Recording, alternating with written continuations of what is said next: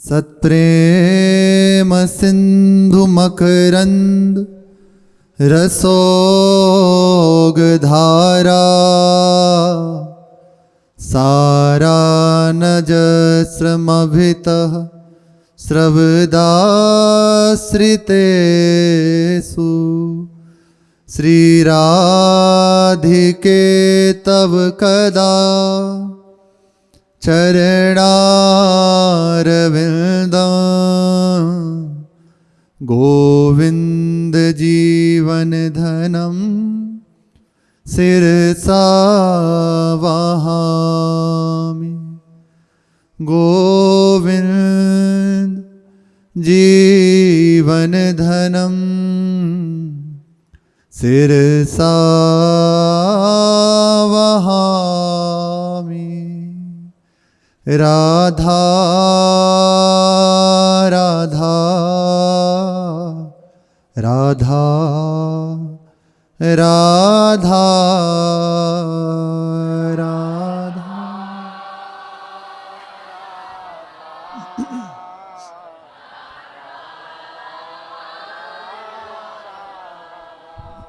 राधा राधा राधा राधा राधा राधा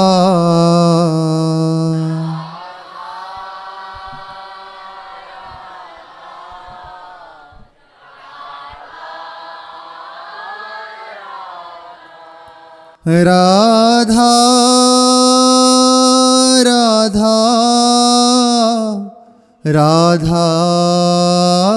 राधा।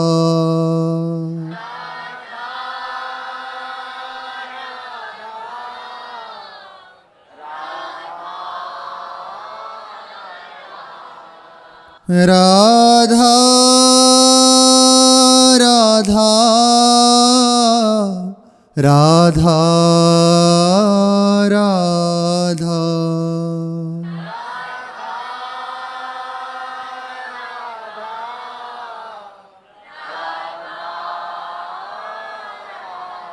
राधा राधा राधा राधा।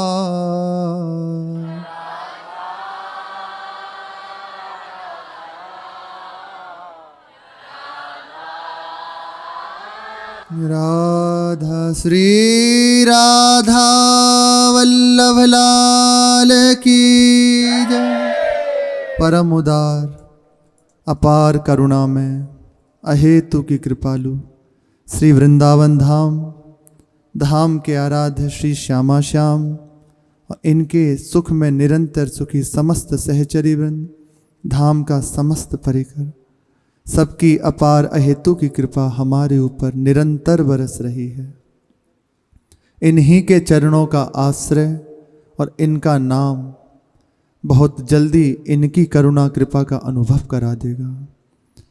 परम पूज्य श्री राधा बाबा कह रहे हैं, निरंतर श्री कृष्ण की कृपा का आश्रय करके, ये सार बात है। अगर प्रभु कृपा से समझ में आ जाए तो प्रभु के चरणों का आश्रय और उनके नाम का रटन, बस कुछ नहीं करना, इतनी ही बातें समझ में आ जाए।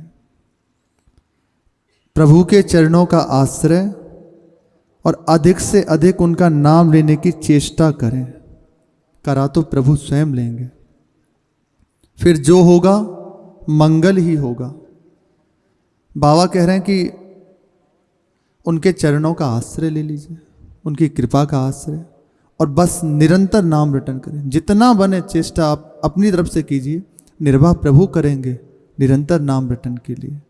श्री भाई जी महाराज ने एक जगह कहा कि आप नाम रटने का संकल्प लीजिए, पूर्णता और उसकी निर्वाह प्रभु स्वयं करेंगे।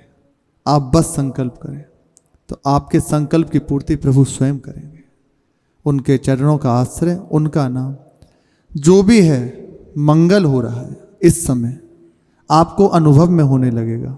आपको समझ में आने लगेगा कि सब कुछ मंगल है। अभी भी जो कुछ हो रहा है ना, सब मंगल हो रहा है। आगे भी जो होगा सब मंगल होगा। जो पीछे हो चुका है सब मंगल होगा। किंतु यह आपको और हमको दिखता नहीं है। हम कहते हैं मंगल का स्वरूप, हम अपनी मान्यता मानते हैं कि ऐसा है तो मंगल, इतना इतना हमारे अनुकूल हो गया तो ये सब मंगल। लेकिन मंगल का स्वरूप ये नहीं। जैसे एक छोटे बालक की पूर्ण जिम्मेदारी अपने माता पिता के ऊपर होती है, तो माता पिता जानते हैं कि कैसे उस बालक का कहाँ हित है, दूसरा नहीं जानता। बालक की इच्छा है कि आग से खेले, लेकिन उसमें उसका अमंगल है, माता पिता उसको आग से खेलने देंगे? इसी प्रकार संसार रूपी महान आग से खेलने के लिए हम आतुर रहते हैं। हमारी हृदय की दशा है, रति है कि संसार रूपी आग से खेलना।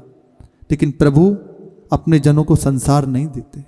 हम उनके आश्रित होकर मांगते हैं, प्रभु धन दे दीजिए, सुंदर घर परिवार दे दीजिए, और भी जितनी लौकिक पारलौकिक अनेकों कामनाएं करते ही रहते हैं।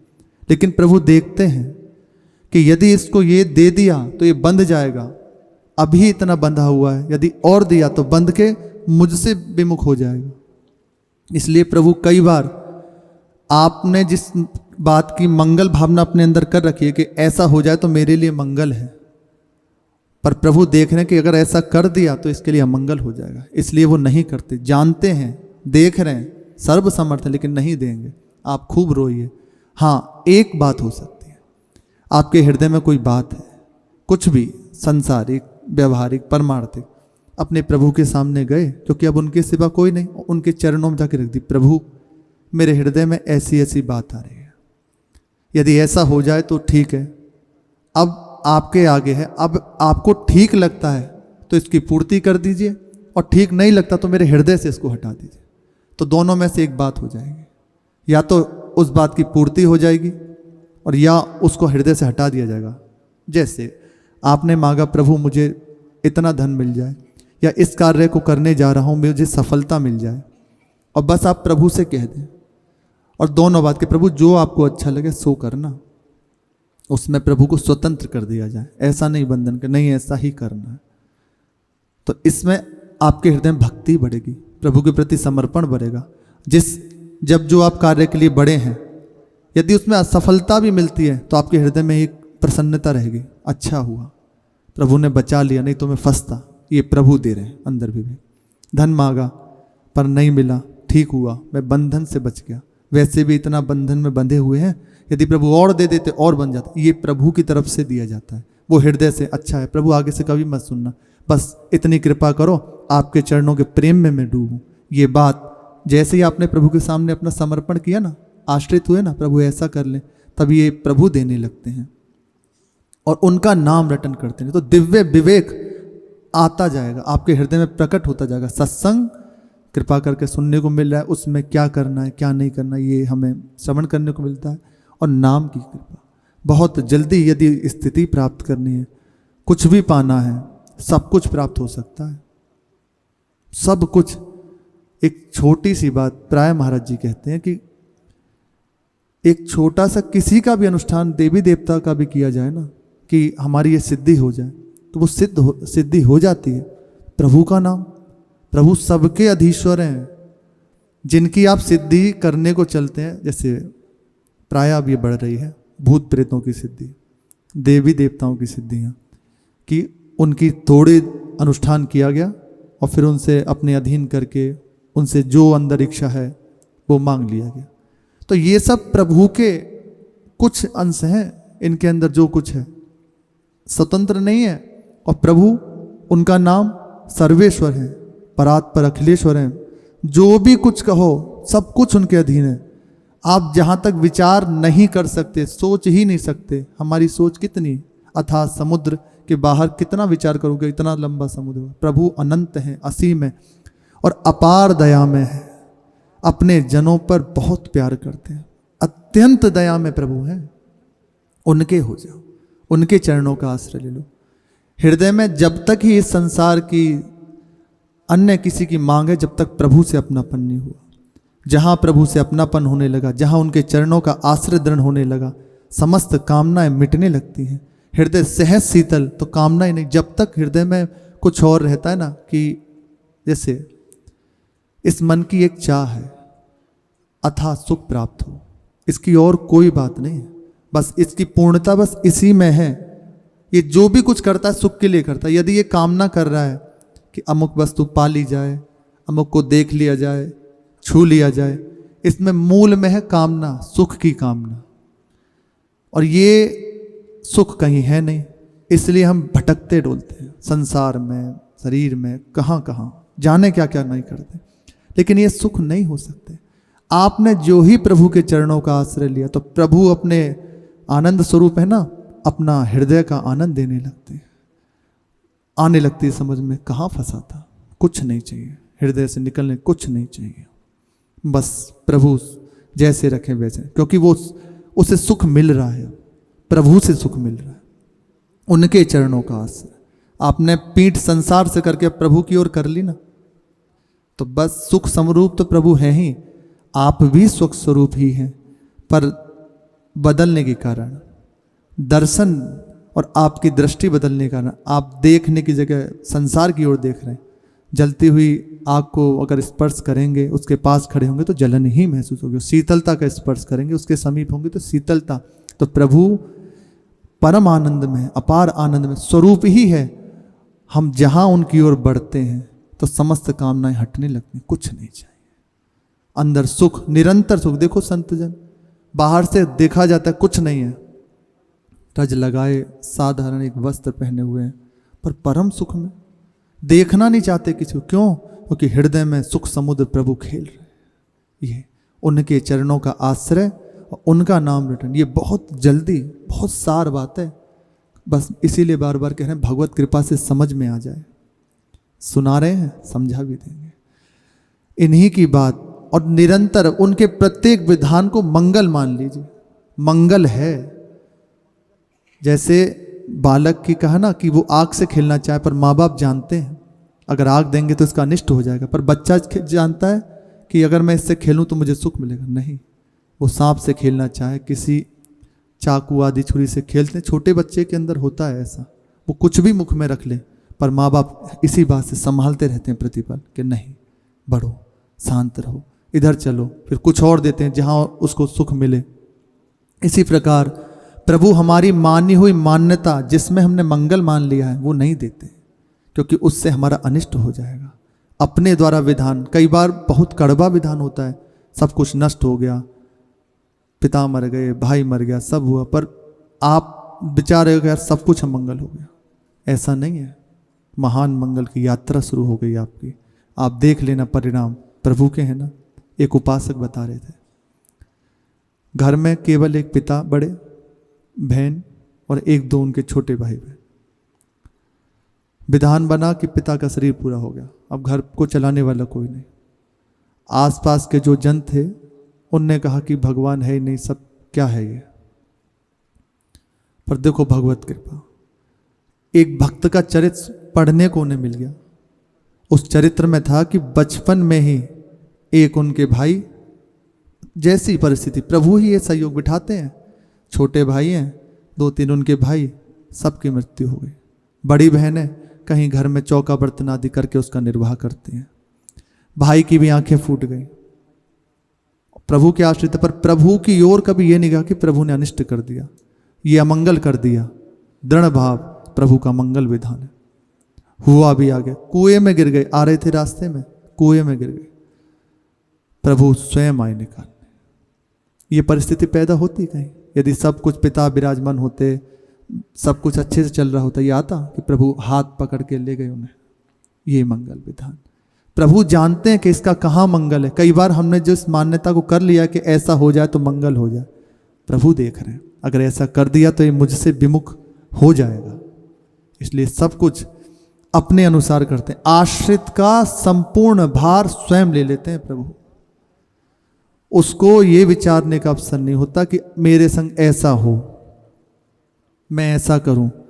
और आश्रय का स्वरूप ही है अपना चिंता खत्म, अपना समस्त भार बंद, प्रभु जैसे चाहे वैसे रहो। हरि में जैसो तैसो तेरो, प्रभु चाहे जैसे रखो आपका हो। इसीलिए ये सब बात दिव्य स्फूर्ति उन्हीं की कृपा से होने लगेगी। उनके चरणों का आश्रय, उनका नाम पूर्व प्रसंग में सुना, जिनका ये जीवन है। श्री मीरा जी का चरित्र कृपा करके चल रहा है। प्रत्येक पग पग पर ऐसी विपत्ति, पग पग पर, और कभी अंदर इतनी बात नहीं आई कि गिरधर लाल आपने ऐसा क्यों किया।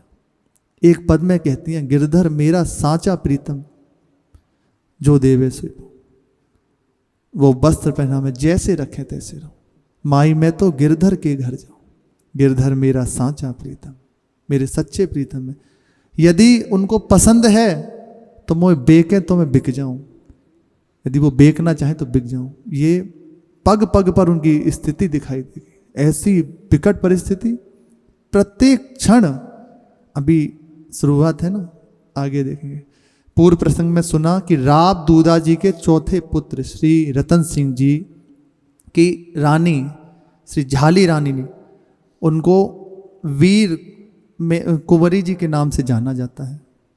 कुछ शब्द ऐसे हैं ना, हो सकता है समझ में ना आए, पर इन्हीं की कृपा से आ जाएंगे। झाली रानी के नाम से जाना जाता है, वीर कुंवरी जी उनको वहां कहते हैं। इन्हीं के गर्भ से श्री मीरा जी का प्रादुर्भाव हुआ। निरंतर श्री दूदा जी संत से भी, और वहाँ बड़े बड़े संत कृपा करके उनके राज्य मेड़ता में चारभुजानाथ जी का मंदिर है, दर्शन करने और वहाँ उनकी सेवा स्वीकार करने आ जाते हैं। वृंदावन से एक संत पधारे और उनसे आग्रह किया गया कि आप कृपा करके भागवत की कथा कहिए। स्वीकार कर लिया, एक सप्ताह की कथा स्वीकार करी गई करना। और श्री झाली रानी जी को उस समय श्री मीरा जी उनके गर्भ में थे। कहा गया कि बहुत ध्यान से सुने कथा को, और जो भी शंका हो संध्या के समय पूछ ली जाए, कहीं कोई ऐसी बात ना हो। स्वीकृति हो गई, कथा प्रारंभ होना शुरू हुई। तो मीरा जी ने कई, जो माता जी हैं उनकी, कई प्रश्न पूछे। पूर्व में उनकी चर्चा हो चुकी है। जब दसम स्कंद शुरू हुआ, समस्त प्रश्नों का उत्तर, कोई प्रश्न नहीं पूछा गया कि अब बीनड़ी वधू को कोई प्रश्न तो नहीं है, समस्त समाधान हो गए। तो बस स्वीकृति में सिर हिला दिया कि हाँ, जान गए घर वाले कि कोई महाभागवत प्रकट होने वाला है। तो जब तक मीरा जी का प्रादुर्भाव ना हो तब तक उनको कथा करने की आग्रह किया कि आप कृपा करें, निरंतर कथा करें। 10 महीने तक लगातार अब भागवत की चर्चा चल रही है। 10वां महीना श्री जब गर्भ में थी तो उनका हुआ,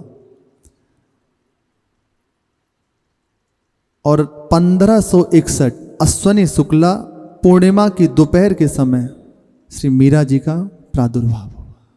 अंतःपुर में बधाइयाँ बजने लगी, और एक दासी ने आकर श्री दूदा जी को निवेदन किया कि हुकुम को बधाई हो, अन्नदाता हुकुम को बधाई हो। छोटे कुंवरसा के बाईसा श्री कुमारी जी उनका जन्म हुआ है। छोटी कुंवर बधू है ना, उनके श्री वाइसा का जन्म हुआ है। हर्ष के आवेग में दूदा जी ने अपनी माला गले की उतारी, उनको दे दी। 15 दिन तक सहनाइयाँ बजती रही, खूब उत्सव होते रहे। समय का विचार हुआ, समस्त अपने ज्योतिषों को, राजपुरोहितों को बुलाया गया, और बुलाकर मीरा जी के जन्म कुंडली आदि के विषय में चर्चा की गई। बताया गया ये बालिका शांत, सुशीला, बुद्धिमती, ऐश्वर्यशालिनी, यशस्विनी, धर्मानुरागिणी, भक्तिमती, योगिनी और विरागिनी होगी। भ्रात भगिनी आदि द्रोह आदि न करने वाले, से रहित, सुख दुख से उपराम, सांसारिक सुख से रहित, पीहर और ससुर कुल को यश प्रदान करेगी, अपना और माता पिता का नाम अमर करेगी। देखिए, भक्तों का नाम आज भी ऐसा कोई नहीं होगा जो मीरा जी को नहीं जानता। हर जगह स्कूलों में भी पढ़ाया जाता है, पदों में। मानव जीवन का चरम फल भगवत साक्षात्कार प्राप्त करेगी। इसकी मृत्यु अकस्मात और अनोखी होगी, ये सब बताएंगे। ऐसा विचार जो ही उन ज्योतिषों ने किया और बताया, सुनकर समस्त परिवार वाले जान गए कोई महान दिव्य भागवत पधारा है, प्रभु का निज जन। सोच विचार के पश्चात श्री दूधा जी ने कहा, यह भक्ति का सूर्य अपने यहां उदय हुआ है, अतः इस बालिका का नाम मिहिरा, वहां की भाषा में मिहिरा होगा। तो मिहिरा जी का नामकरण यहां से श्री दूधा जी ने स्वयं किया। 1.25 महीने के पश्चात दरी खाना दरवाजा हुआ, जहां जैसे राज दरबार है ना, वो लगा। दूधा जी और सभी बड़े बूढ़ों ने कन्या को गोद में लिया, प्रथा है, परंपरा है सबकी, और उसे अपनी अपनी सामर्थ्यानुसार भेंट दी। उनके ऊपर देख रहे हैं गोदी में, और भेंट उतार के सबको प्रदान की, दे दी। रात दूधा जी ने पौत्री पर 5 मोहरे न्योछावर करके दासी को प्रदान की। नन्ही बालिका को गोद में लेते ही श्री दूधा जी को रोमांच हो गया। स्वयं तो भक्त हैं ही महान, और भक्त साक्षात अब क्या कहें, प्रभु की नित्य गोपी हैं। गोदी में लेते ही रोमांच हो गया, नेत्रों से अश्रु प्रवाह होने लगा। उन्होंने उसके सर पर हाथ रखा और कहा, मन ही मन विचार किया, हे प्रभु, इस पर अपने चारों हाथों की छाया बनाए रखना।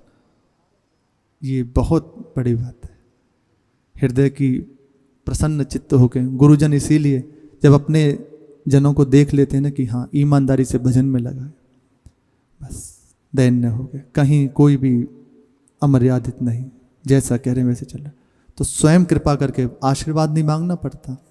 ऐसे दृष्टि, करुणा भीनी दृष्टि से देखते हैं, तो जहाँ उसके जीवन में, उसके मार्ग में बाधा होता, बस उनकी भीनी दृष्टि से हट जाती।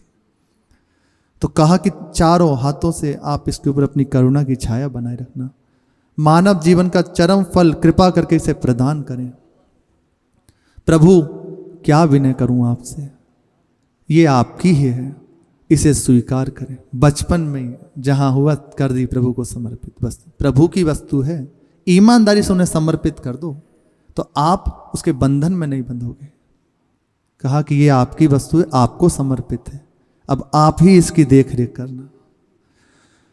अपनी अपनी ओर से सब ने नजर की, उसकी न्योछावर की गई और सबको भेंट दी गई, गोद में ली गई। देखा उनको, बहुत दुलार, अद्भुत सौंदर्यता की सीमा। एक तो भक्त हैं और फिर दिव्य स्वरूप। मीरा के लालन पालन का पूरा भार स्वयं श्री दूधा जी ने लिया। दादा हैं, राजा हैं वहां के, लेकिन स्वयं उनकी देख रेख में होने लगा। 6 मास की मीरा एक दिन रोने लगी, बहुत रोने लगी, किसी भी तरह चुप नहीं होती। गोद में लिया गया, हिंडोले में झुलाया गया, दूध पिलाया गया, मिठाइयाँ दी गई। माता जी ने, दाई ने, सब ने बहलाने की बहुत कोशिश करी, पर वो शांति ना हो। अब सब कि क्या करें, ऐसा तो कभी करते नहीं, हुआ क्या ऐसे। दूधा जी के पास बात गई। दूधा जी ने ऐसे गोदी में लिया और श्री चार भुजानाथ जी आज भी विराजमान है मंदिर, वहां चल दिए लेके। उस समय संध्या आरती हो रही थी श्री चार भुजानाथ जी की। आरती में घंटा घड़ियाल बज गया। मीरा जी ने जो ही उनकी गोद में थी, रो रही थी, ठाकुर जी के सामने जाकर शांत हो गई, कुछ नहीं किया। घंटा घड़ियाल की आवाज, आरती हो रही है, ऐसे श्री ठाकुर जी को देख रही हैं और इशारे से कुछ कहने लगी दूधा जी से, ऐसे ऐसे करती हैं और ऐसे इशारे से। अब उनकी समझ में ये बात आए ना कि वो क्या कहना चाहती हैं। एक टक देख रही हैं बस चार भुजनाथ को, श्री द्वारकाधीश ही हैं चार भुजन। बहुत देर तक बस देखती रही। अब समझ लिया गया कि जब भी अब ये रोती तो बस सीधे मंदिर में ले जाएंगे। तो बचपन से कैसे प्रबल संस्कार बन रहे हैं भक्ति के, ठाकुर जी के घंटा घड़ियाल, आसक्ति बढ़ती जा रही। जहां बैठा दिया, मीरा जी का स्वभाव बचपन में, बैठ गई। जहां सुला दिया गया सो गई।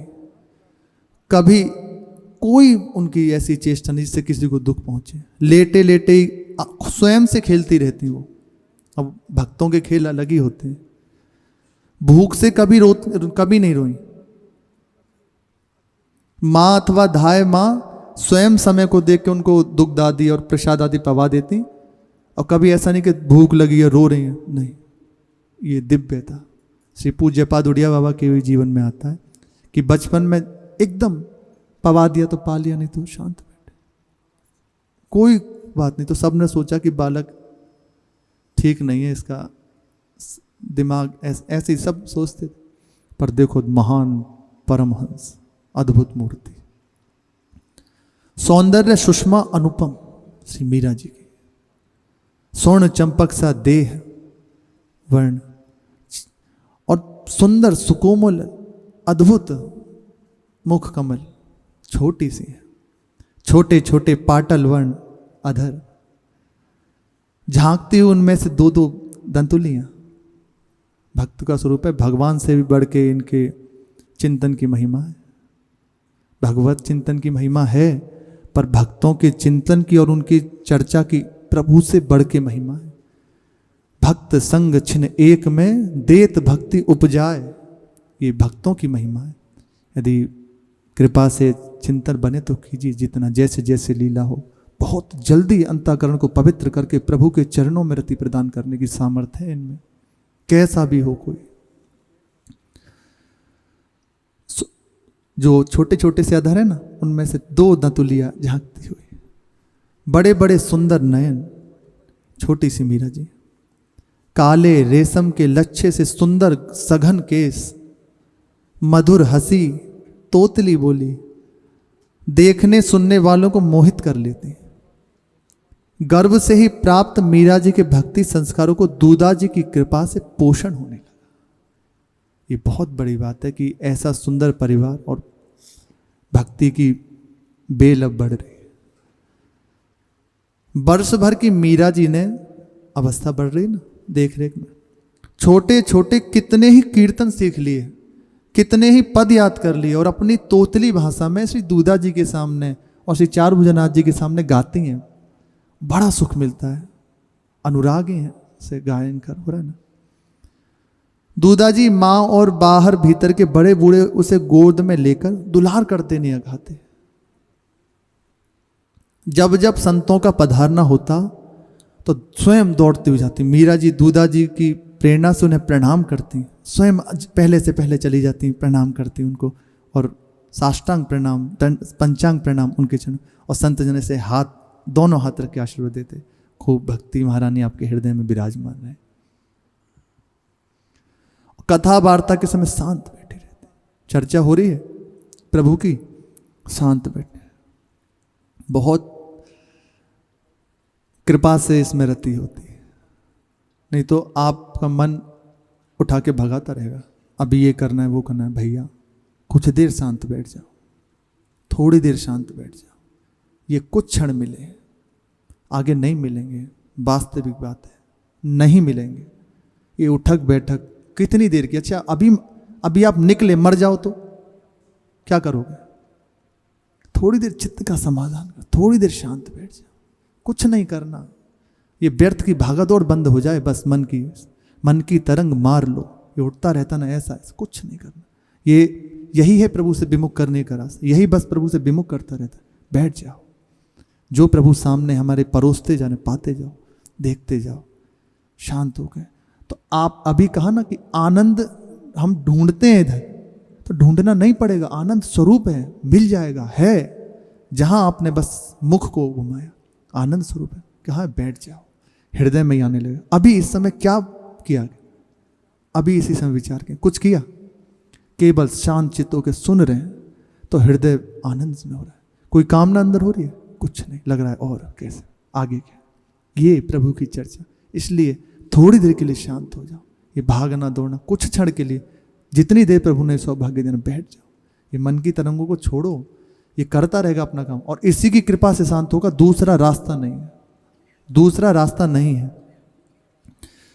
शांत होकर बैठ के कथा वार्ता सुनते, बिल्कुल। और जब छोटी सी है ना, देखती तो गोद श्री दूधा जी विराजमान है, उन्हीं की गोद में सर रख के सो जाती।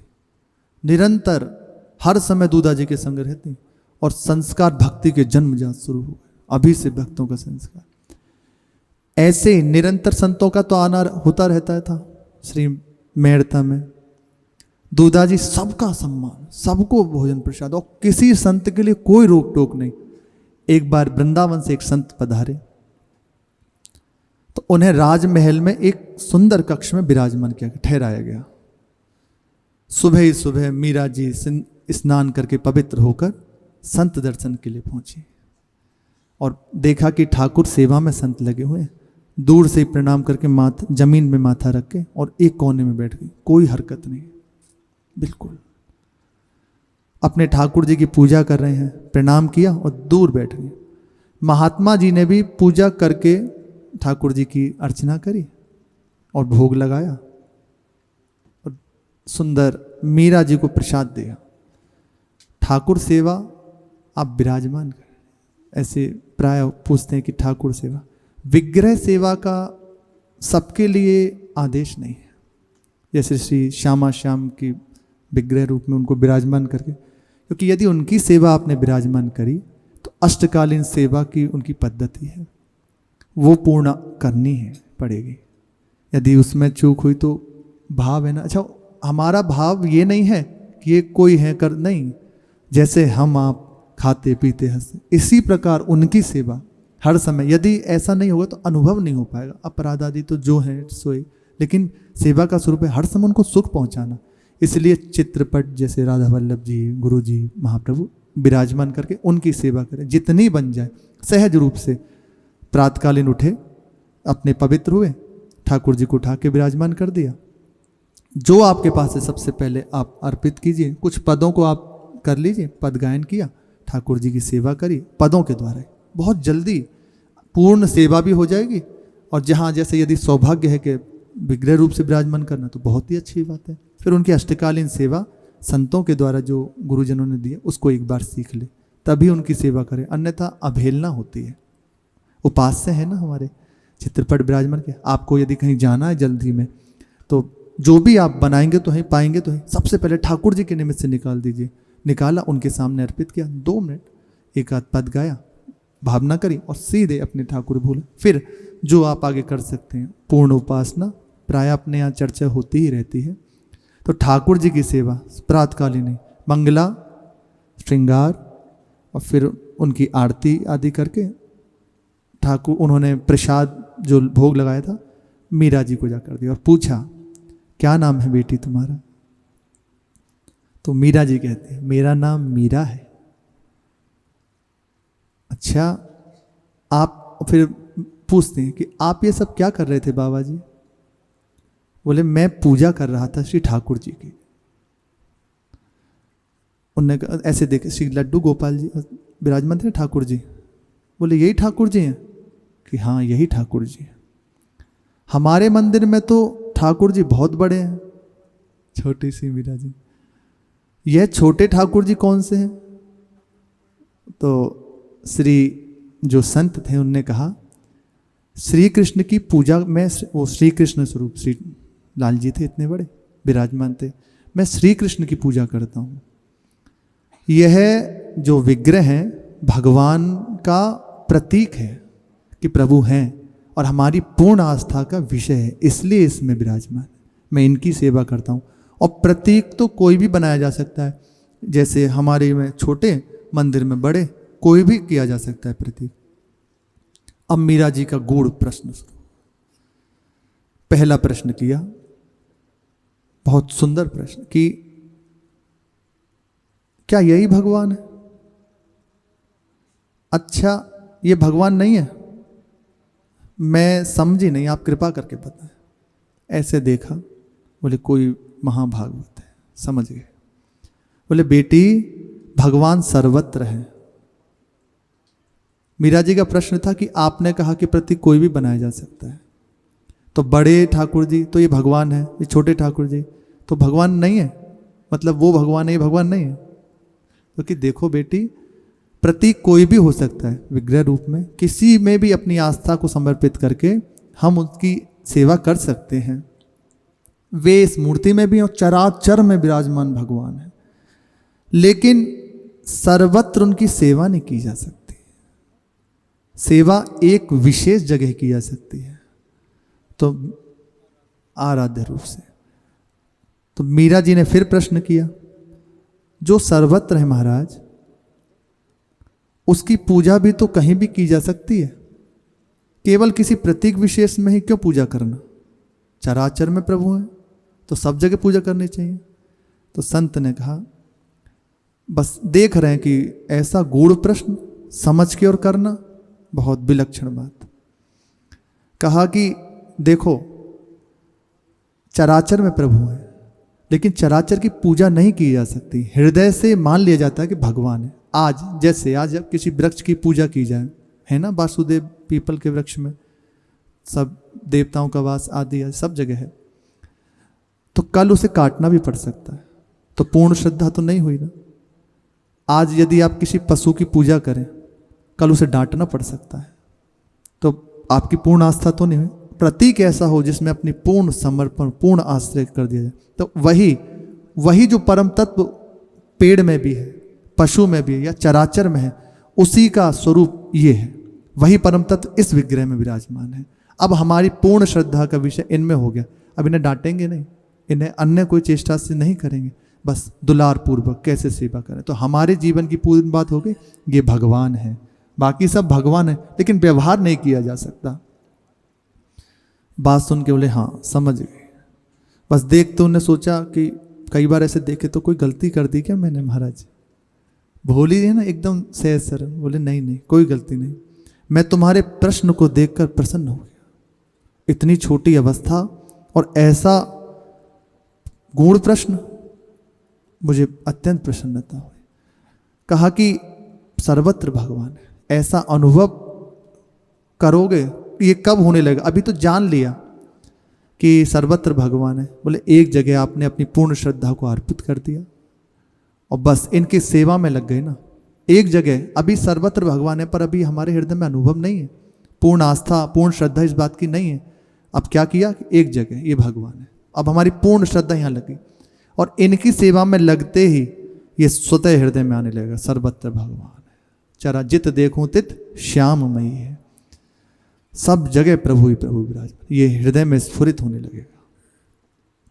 बस प्रश्न का समाधान मिला, मीरा जी प्रसन्न हो गए। उनने कहा, एकदम बोले कि यदि आप कृपा करके ये जो विग्रह हैं मुझे दे दें, मुझे बख्श दें, तो मैं भी इनकी पूजा करूँगी।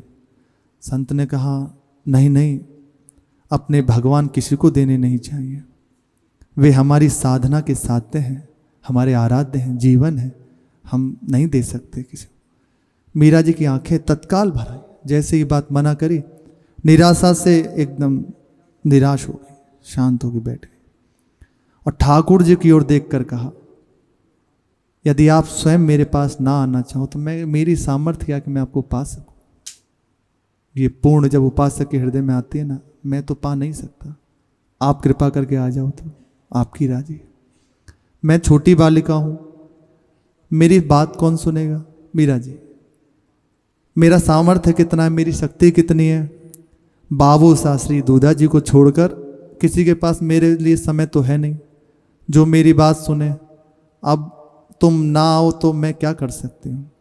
बड़े बड़े नेत्रों से अश्रु प्रवाह होने लगा बस। और मीरा जी मुंह फेर के कि संत देख न ले, तत्काल चले गए। शेष चर्चा आगे कि कैसे इनको फिर ठाकुर जी मिलते हैं, यही ठाकुर जी इनको मिलते हैं, कैसे मिलते हैं, ये शेष चर्चा है। श्री राधा वल्लभ लाल की जय।